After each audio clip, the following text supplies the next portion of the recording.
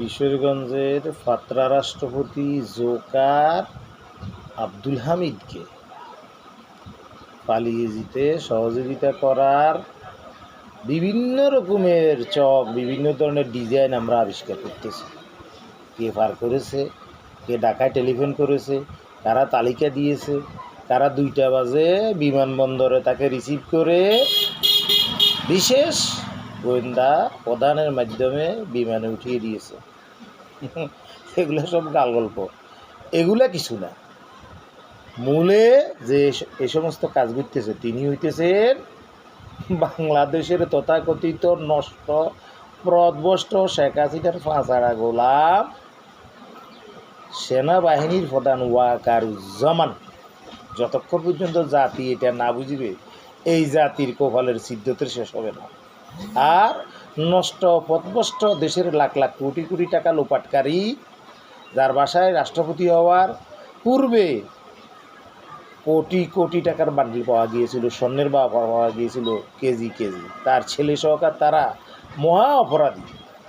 একই সাথে কিশোরগঞ্জের এমন কোনো সিন্ডিকেট, এমন কোনো অপকর্ম, গুম হত্যা নাই যেগুলোর সাথে এই আব্দুল হামিদ জড়িত না, আব্দুল হামিদের ছেলেরা জড়িত না।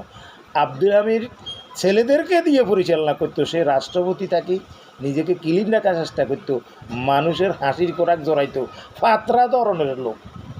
কিন্তু গুম হত্যাসহ বাংলাদেশের ব্যাপক ক্ষতি অনিয়মের সাথে শেখ হাসিনার দোসর, সবচেয়ে বড় দোসর এই সামি আল্লাহ কলিম্যান হামিদা। এখন হেরে কীভাবে রব্বানা লাকাল হামদ এই ওয়াকারুজ্জামানে করি সুস্থ স্বাভাবিক শরীরে ভাড়াই দিছে। 22 জন তার সেনাবাহিনী ক্যান্টনমেন্ট থেকে আওয়ামী লীগের যত গুন্ডা পান্ডা সন্ডা অপরাধী এদেরকে বার করে দিছে, মহাভাবী খুনি এদেরকে। 12 জন শিরিন শারমি সহকার, এশিয়া বেশিয়া নষ্টা নারীটারি সহকার এদেরকেও সে পার করে দিছে। আদিরা কাদিরা ফাদিরা যত অষ্টপত্র নষ্ট এদেরকেও পার করে দিছে। সব নষ্টের মূল এই বাংলাদেশের মহাপাপী মহাকুনি শাপলা হত্যাকাণ্ড সহ, পিলকানা হত্যাকাণ্ড সহ সব ধরনের শেখ হাসিনার তত্ত্বাবধানে পরিচালিত গুম হত্যাকাণ্ডের এই মহানায়ক ওয়াকারুজ্জামান।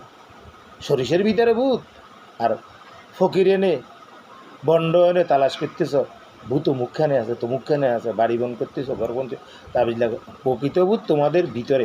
ও ওয়াকারুজ্জামান চোরকে ধরো, বদমাশটাকে ধরো, তাকে শাস্তির ব্যবস্থা করো। আসসালামু আলাইকুম।